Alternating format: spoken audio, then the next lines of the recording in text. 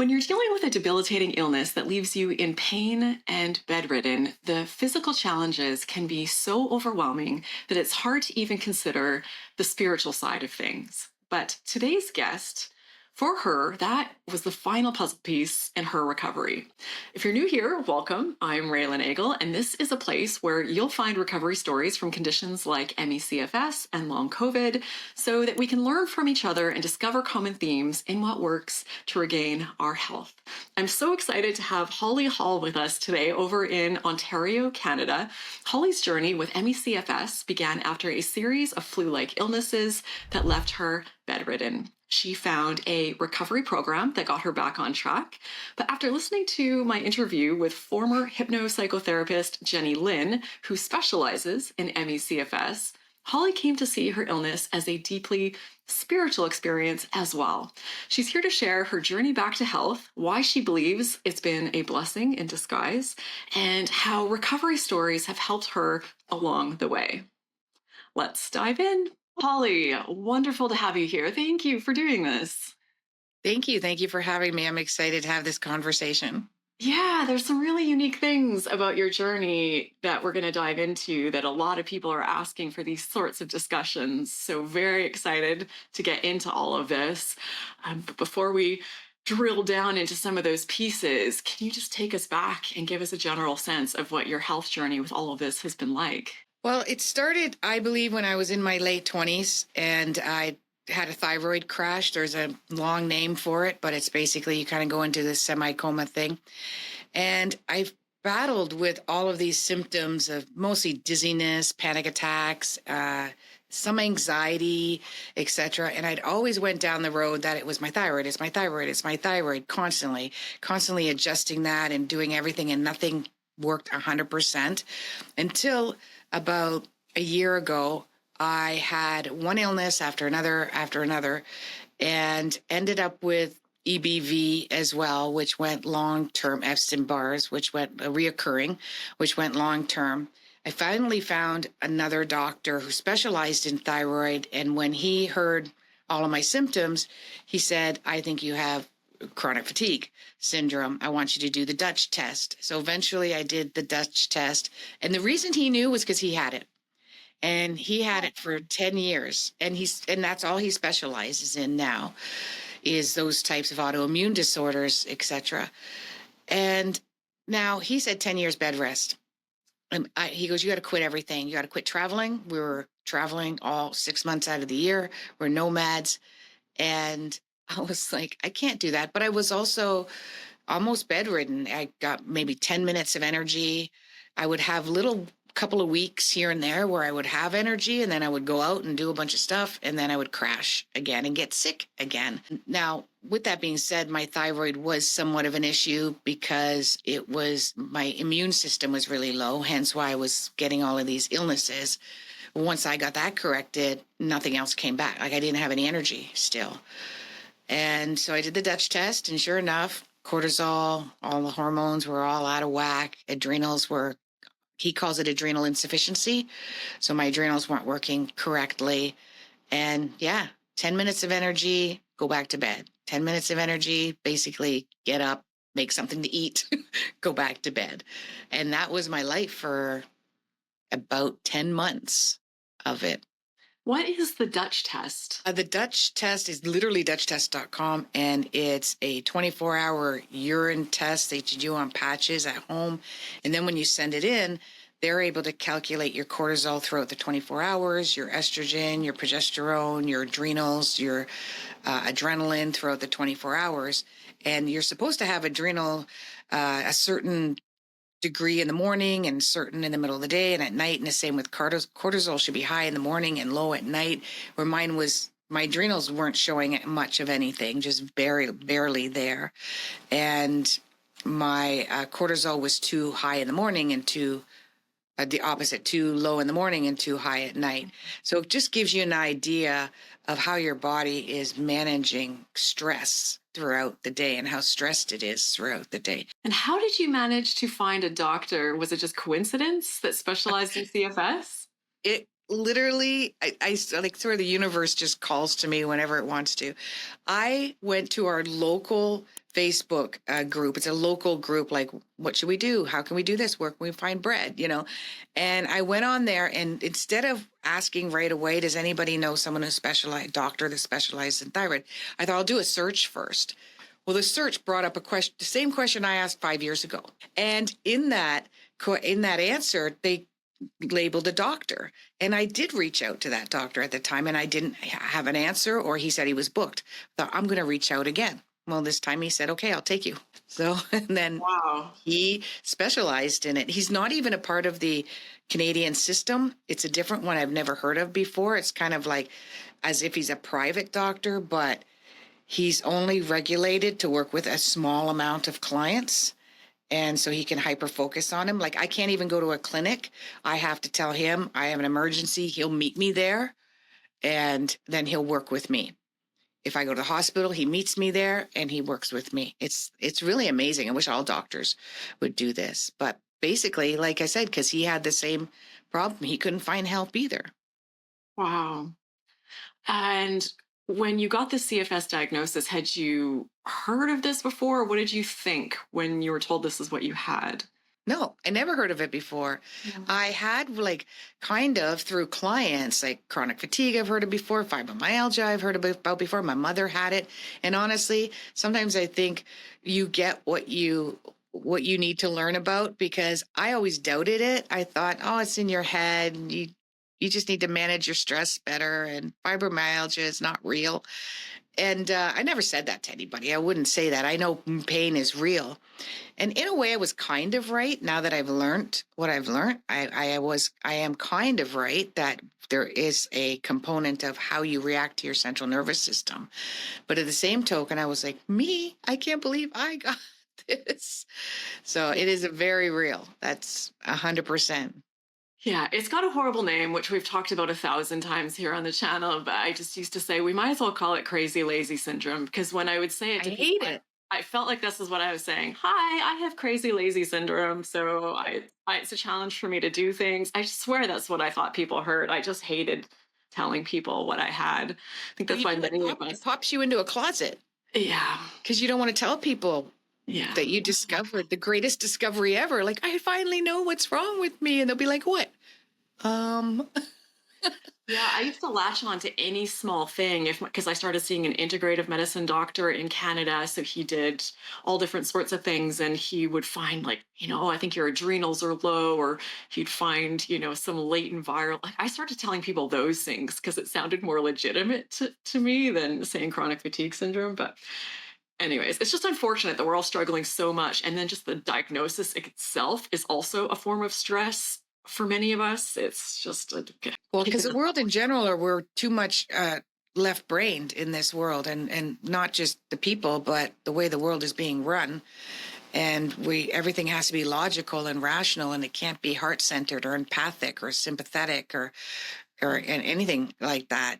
Central nervous system. Like, what? That's something. What's a central nervous system? Yeah, and that's a whole other rabbit hole, even just beyond the name of the illness. That also the treatment. Also, people are like, "What?" But so I am so curious to hear, because I never interview anyone, virtually ever, who one of their first doctors is a CFS specialist. So, what was his approach to treatment and recovery, or what did he tell you about recovery at that point? Right. So the first thing, again, he said could take up to 10 years.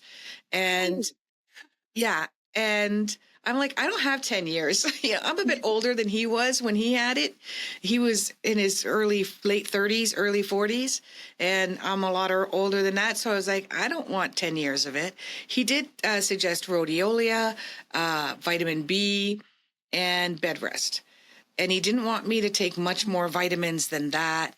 My progesterone, my estrogen was off as well. He didn't even really want me to do that, although he gave me information around it. He really does like his patients to be self-directed, but informed as well. So we didn't do that route. But slowly I added more supplements that would help me with estrogen, etc.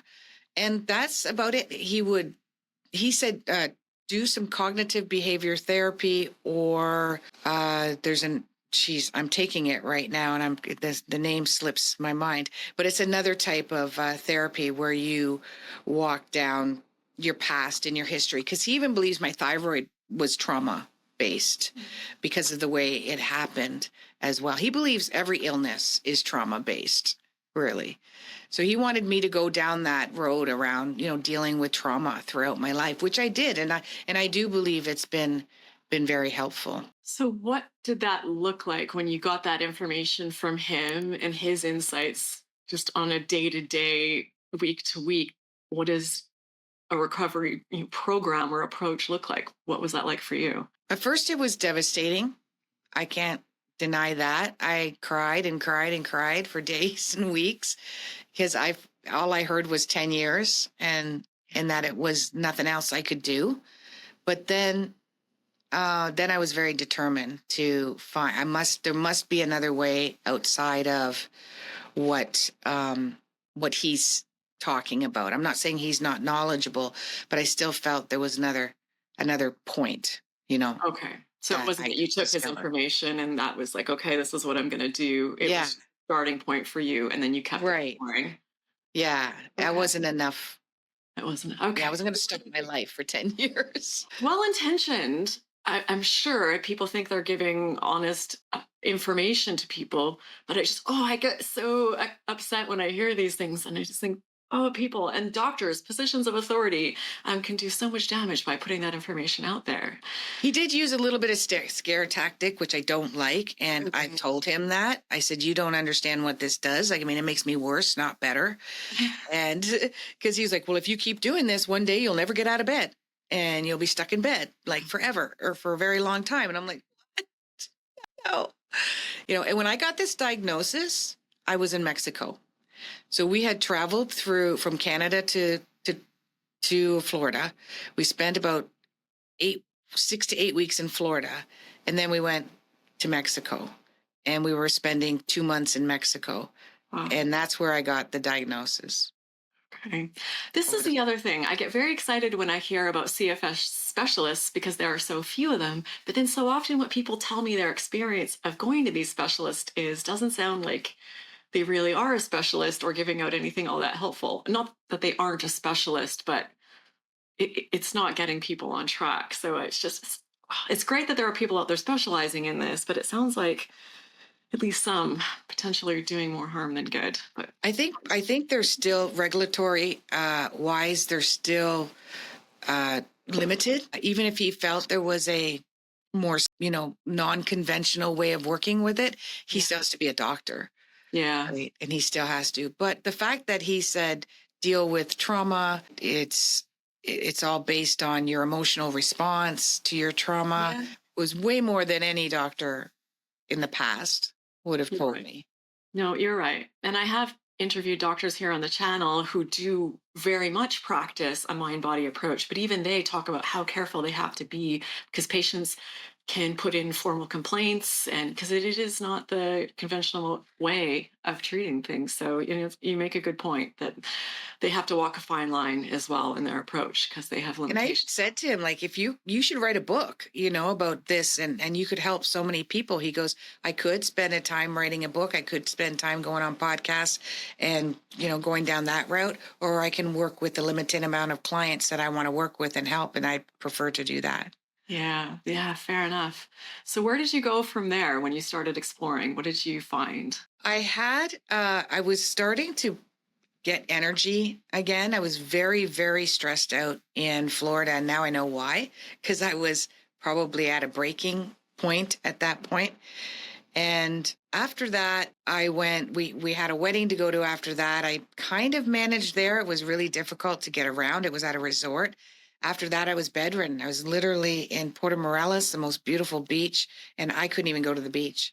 I was in a concrete bedroom for 2 months and we couldn't come back because we live in a fifth wheel. Now we've built a tiny home, but we lived in a fifth wheel. So there was nowhere to go to come back. So we already rented this place for 2 months. So I was there and I just did tons of research. I found your videos. I was talking to you about Miguel's videos, and that started me on the journey that I can I can cure this. I can fix this. I just need to be patient and take the time and start doing some more inner work than I already do. And I started the API or AIP diet. I was doing all these elimination diets. I was still going down all these different rabbit holes, trying everything and anything. But that was making it worse. And even my doctor said that. He goes, I don't want you to go on any restrictive diets. I don't want you to go carb free. My blood sugar was up. My blood pressure was pretty good at the time, but my blood sugar was up. My cholesterol was up. But he even knew it was related to my CFS.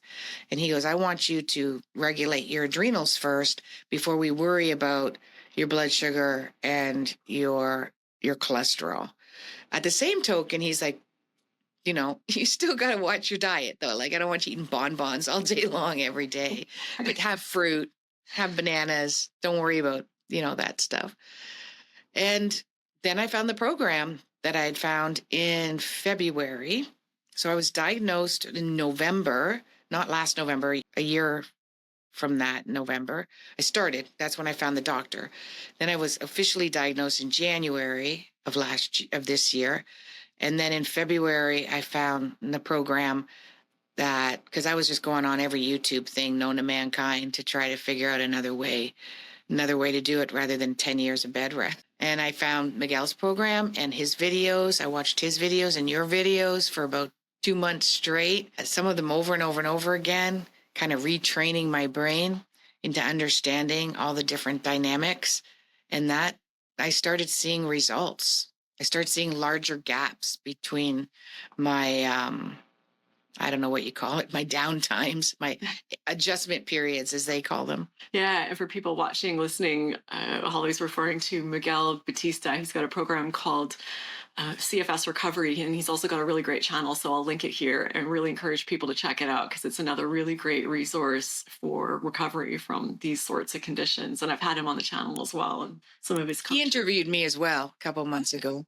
Okay. Yeah. So you started with Miguel's CFS recovery program, and how did that go? It was a game changer for me right away to understand that it was a central nervous system issue, a hypersensitive central nervous system.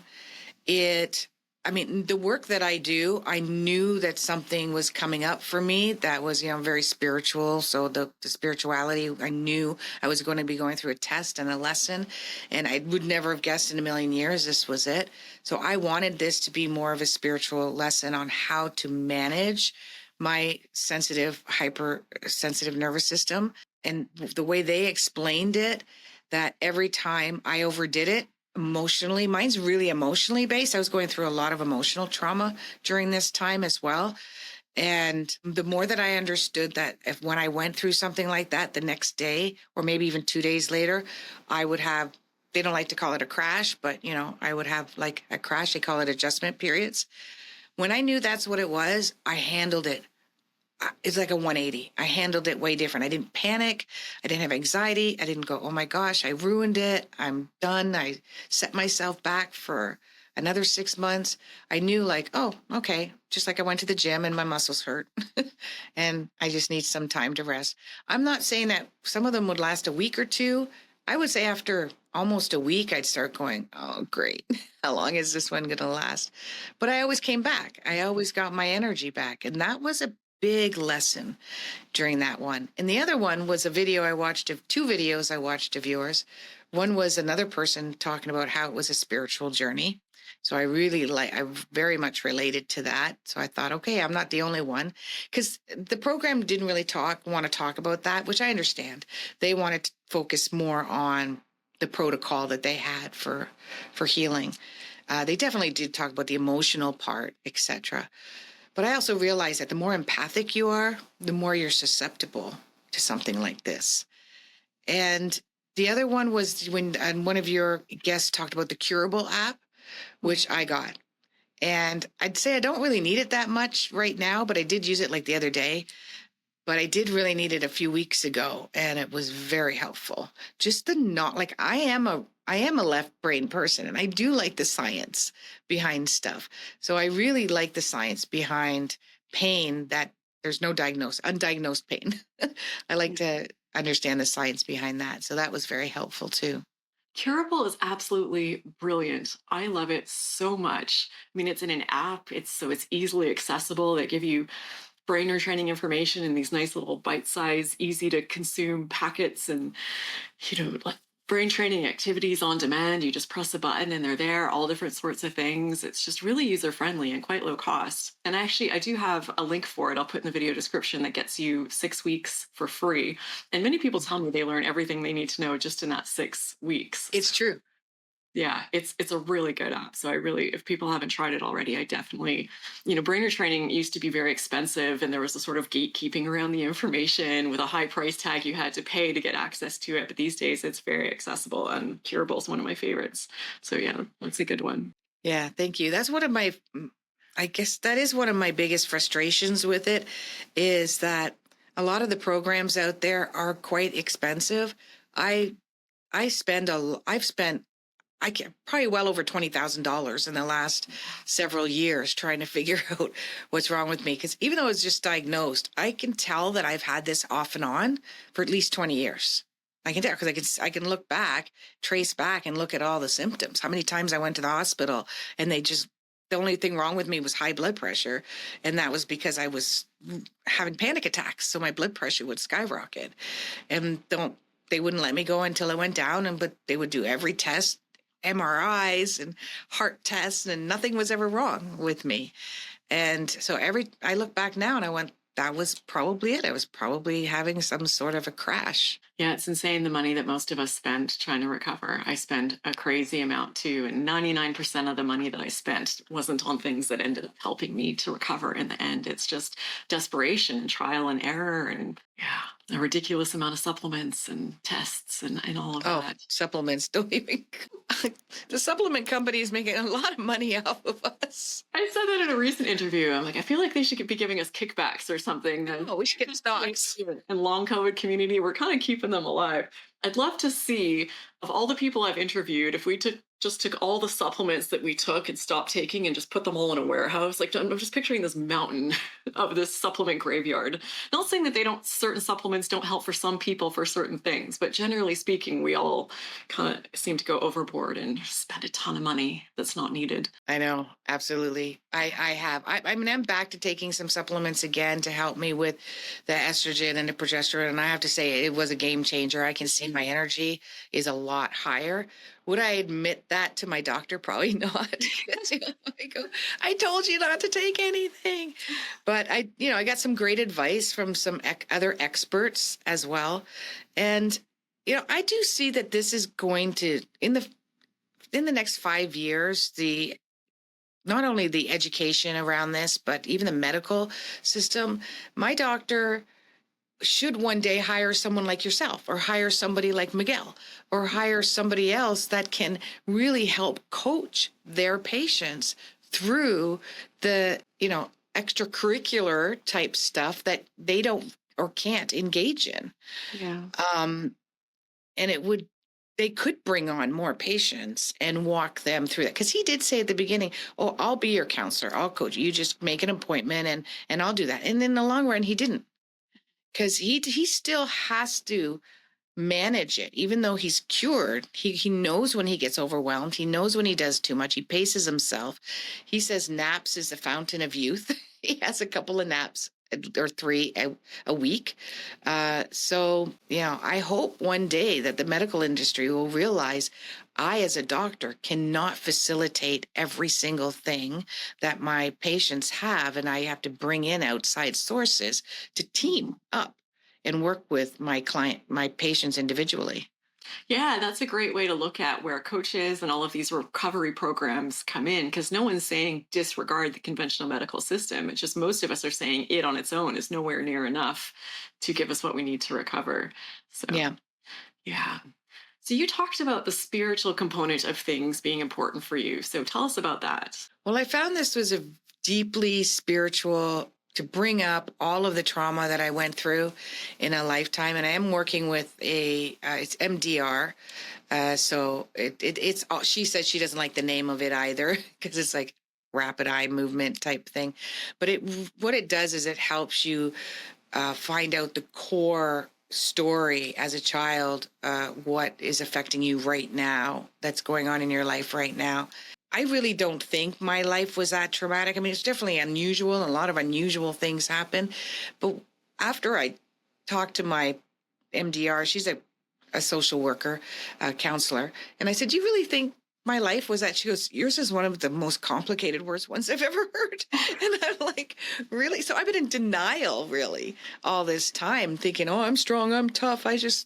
I'm not attached to it. I'm this spiritual person." And that's all about control. And I also think if you're an empathic and you want a level of control, or you have a level of control in your life. And a lot of people say, "Oh, that means you're a control freak and you're a bully or you're pushy." And that's not it at all. A lot of people that are self-employed or have autonomous jobs like to be on a level of control. And there's a healthy level of that. But I had to deal with my control issues around it. And I had to go back into, I'm not in control. I have non-attachment, unconditional love. Unconditional love for people who didn't understand what I was going through, who weren't there for me to go through it. My husband was a rock. I have to shout out to him on that one. No, nobody else, because they don't understand what you're going through. So there was a lot of, and I did have I became a bit more empathic, a lot more intuitive, and a lot more connected with my clients as well because of this. Oh, sorry. Sometimes I get so wrapped up in listening, I forget that I'm supposed to ask the question. Come back down, Raelan. No, we'll be cutting this part out. Okay. Figured that. Okay. Oh, it's very real. I like it. Maybe we keep it in. Okay. So before we did this interview, you were talking about how this whole journey has been a bit of a blessing in disguise. So Yeah. tell us about that. It's helping me live more one day at a time. I do find that I get caught up again in the whole the anxiety that you can have in your body of rushing through your day and worrying through your day. I'm a big worry wart. Like, I worry a lot. That's part of control. So I found, when it sounds really weird, but when I'm having an off day, I look at it as a blessing. I slow down. I'm kind of working on one brain cell. My mind isn't firing off in 100 different directions. I like that respite, that time where I'm just like, and I want to find a way to be like that more often without being ill or sick or not well. And I'm starting to become more living in the moment, living in the day by day. Who knows what tomorrow will bring? Um, I guess that's the best blessing. And I did at some point learn to enjoy the rest. Yeah, it is a eternal internal transformation, most people say when I interview them. It's and a blessing, many people say, just because it does change the way you live your life. It completely changes your internal experience of life, which impacts your external experience of life. And it's a tough thing to go through, and I wouldn't wish it on anyone. I just am so glad that at least we come through this with new perspectives, new ways of understanding ourselves, much better self-care, self-compassion, more focus on what we want in life. I feel like many of the people I talk to, it feels like we better connect with people more quickly. When you've gone through something difficult, I think it enhances our empathy. Just a lot of really good things can come out of this. Oh, yeah. It does change your life, though. It changes who you choose to hang out with in your social life, and how important it is or how not important it is. There is a mourning period, like a death of your old life you have to go through to understand that maybe I shouldn't force myself to go to this party just because I'm going to have fear of missing out. Do I really enjoy these people? Do I enjoy the conversations I have with them? Do I enjoy their company? This doesn't make them good, bad, right, or wrong. It's just about my own enjoyment. And most of the time it was no, no, no, no, no. So I'm like, why am I going? Why am I doing this? Yeah. And I'm still in that space. I'm in that in-between space. Because where do I go from here? Where do I find the people, the connections where I want? In my work, I have that. That's not a problem. But in my social life, where do I find that? Or am I going to learn to enjoy just the small snippets of life without having so much expectations from people? Do I really need to have a deep conversation with every person I meet? Maybe That not. sounds exhausting also. Yeah. I find, because I've wondered the same thing, and as I made changes in my life over the years, you put yourself in different spaces, and then the people who also enjoy those spaces start to become a part of your life. Like if you, and before maybe you liked hanging out at bars or concerts or whatever, sporting events, and now you like hiking and yoga and meditation, you just naturally start to meet people in those spaces who enjoy those same things. So I like your comment about grief. It is, a letting go of a way you used to be and people that used to be in your life. But I do find just by starting by making those changes, kind of in time, the people appear. So, have you ever seen the documentary called Crazy Wise? No, I have not. It's about 5 years old or so. I can't remember. You can look it up. It's on YouTube for free, and it's a documentary. It's following five men and women, young men and women with mental health issues that have been diagnosed with everything under the sun, and you can clearly tell that they're going through very stressful times. And it also follows a tribe and how they treat their young adults or young even children who seemingly have the same issues, except they see it as a gift. They see that these young children in their tribe are gifted. They're either hypersensitive, hyper empathic, and instead of looking at it and trying to diagnose it as something that is pending, like gloomy or wrong or needs to be diagnosed and treated, they treat it like these are children in our tribe that are gifted, and if we help them strengthen their gift, they will become the wise women, the medicine men of our tribe. And we have to recognize that it is of the survival of our tribe, and we don't do this in our society. If we did, and in this documentary, these five people find their gifts and they become huge contribution to help other people heal in modern society. But if we did this with everybody, wow, we would be so well advanced. That just gave me goosebumps. I'll find it. I'll make sure it's linked in the description. I was thinking as you're talking, of all the people I interview, I always think people in our community are some of the most well informed, enlightened, insightful people on the planet. Because going through these journeys turns you into a sort of superhuman. So it's Yeah. very true, but we're not made to feel that way. We're made to feel almost shameful as we're broken or we're not as good as other people. There's something wrong with us. When instead, it really is a It's a transformative superpower. growth experience. It really is. Yeah, it's an unrealized superpower that's not being recognized by the society and the community we live in. Amazing. I am so happy for you, Holly. I'm sorry you had to go through this, but seems like you're in a really great space now. And just, Thank you. Well, this is thanks to videos like yours. I'll link up. You had mentioned a video that you saw on the channel, so I'll put a link here. It was for, I believe it was for Jenny Lynn. She was a hypnopsychotherapist talking about the spiritual journey.